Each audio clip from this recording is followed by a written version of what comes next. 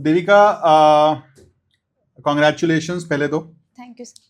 Job लगने की खुशी होती है, बहुत। मुझे तो बहुत ही पता है कि भाई बहुत खुशी लगती है। मेरे को लगता है कि इंसान का पहला प्यार और पहली जॉब रहती है। हमेशा याद रहती है।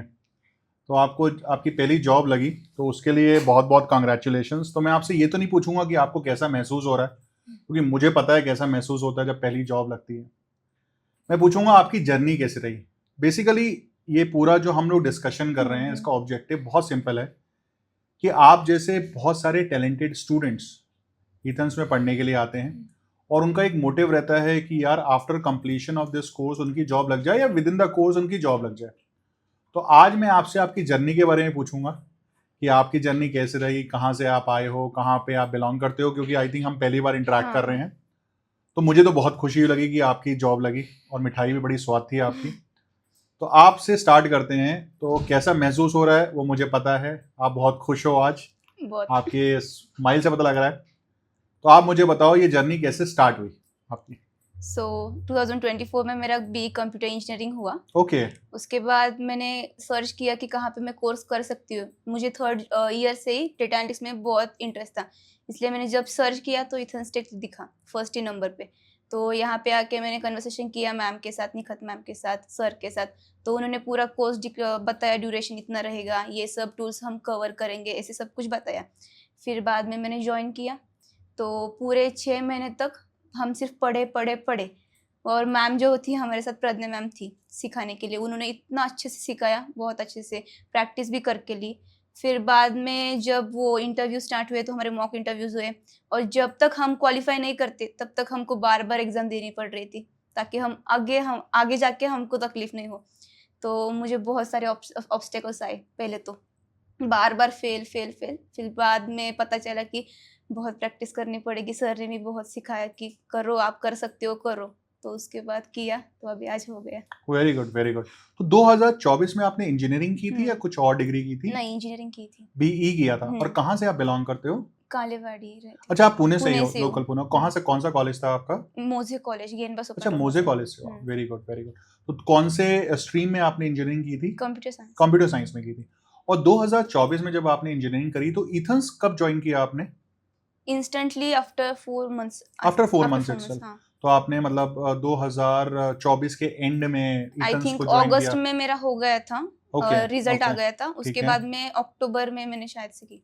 अच्छा, अक्टूबर में। तो आप आईटी वाले प्रोग्राम में थे या नॉन आईटी प्रोग्राम नॉन में थे? IT data non analysis IT में। Data science program, data analytics के एनालिटिक्स, प्रोग्राम में थे। और प्रज्ञा मैडम आपकी टीचर हाँ थी। हाँ।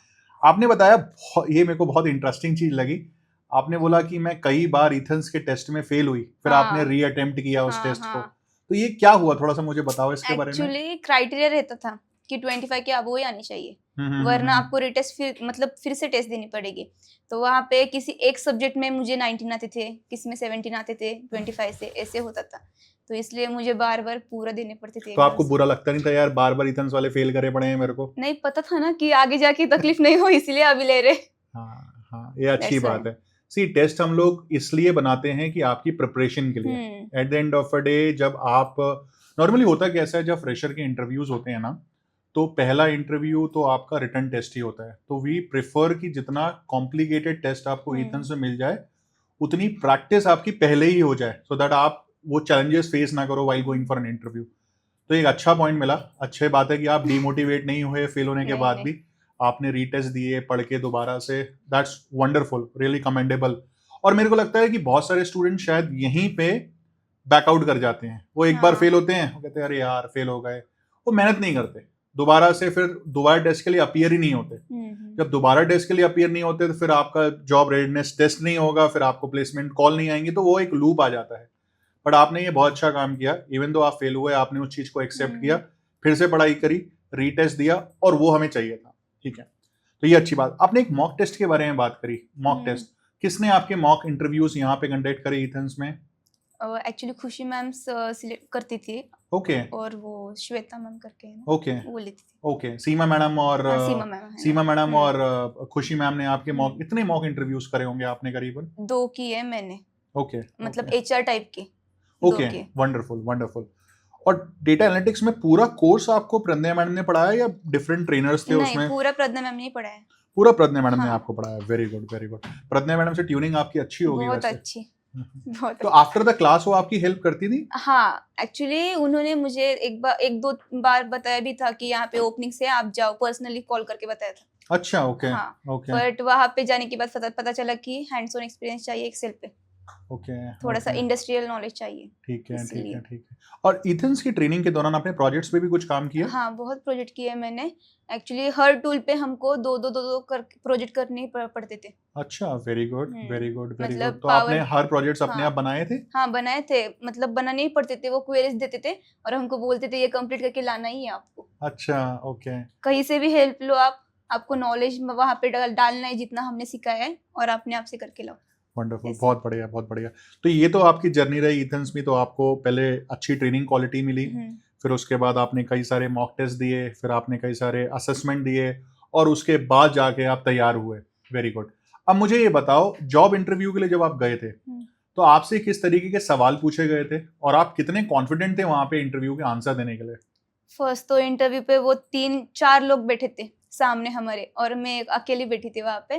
तो स्टार्टिंग तो उन्होंने किया आपने क्या सीखा है कोर्स में, कौन से टूल्स आपको पता है, अगर जॉब प्रोफाइल आपका ये होगा तो आपको एक्सपीरियंस है कि आप कैसे परफॉर्म करेंगे एंड ऑल।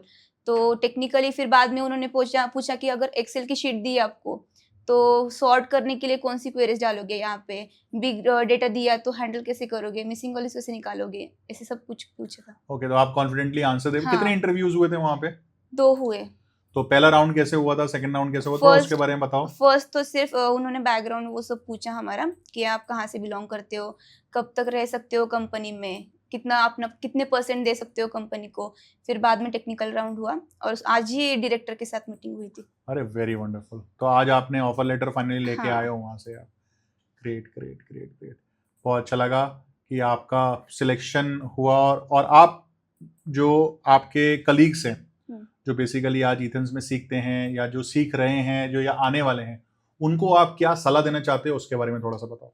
जस्ट प्रैक्टिस करते रहो, प्रैक्टिस के अलावा नहीं मिलता है जॉब।